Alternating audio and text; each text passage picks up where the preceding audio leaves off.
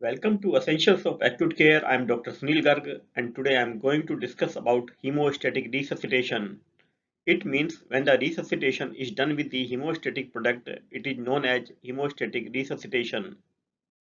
Hemostatic resuscitation is different from the traditional approach of giving intravenous crystalloids during management of traumatic hemorrhagic shock, and it is a key component of damage control resuscitation, and it forms the basis of most massive transfusion protocols.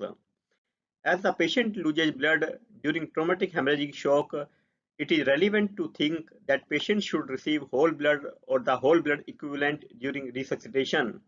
It not only restores the volume but it also restores the oxygen carrying capacity and hemostatic potential. How hemostatic resuscitation is achieved? As it involves the resuscitation with the blood component resembling whole blood, for every 1 to 2 unit of the pack RBC, 1 unit of the plasma and 1 unit of the platelet is given.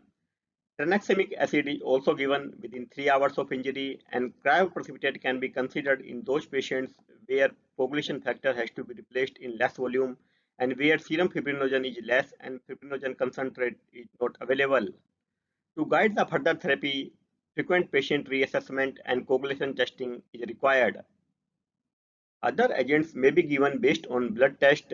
If INR is more than 1.5, plasma can be given. If hemoglobin is less than 100 gram per liter, pack RBC can be given. Calcium gluconate can be given if ionized calcium is less than 0.8 millimole per liter, and platelet can be transfused if platelet count are less than 80. The aims of hemostatic resuscitation is to avoid or ameliorate acute coagulopathy of trauma and to avoid the complications of aggressive crystalloid fluid resuscitation.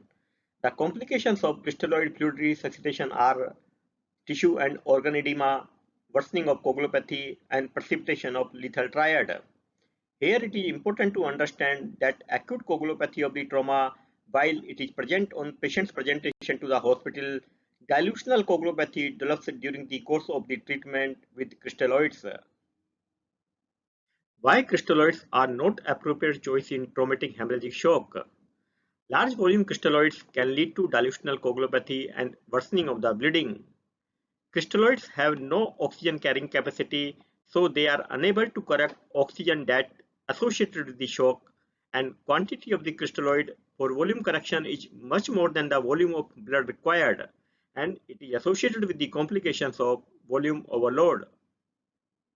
So the management of traumatic hemorrhagic shock with the blood component maintains the circulating volume, limits the ongoing bleeding, and it prevents the lethal triad of hypothermia, acidosis, and coagulopathy. Hemostatic resuscitation is not done in all trauma patients.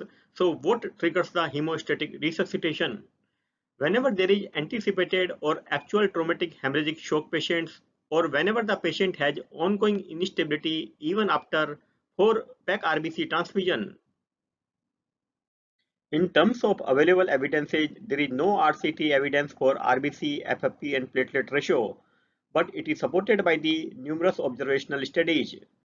Regarding use of tranexamic acid, it is supported by the CREST-2 trial. It was multi-center international randomized control trial.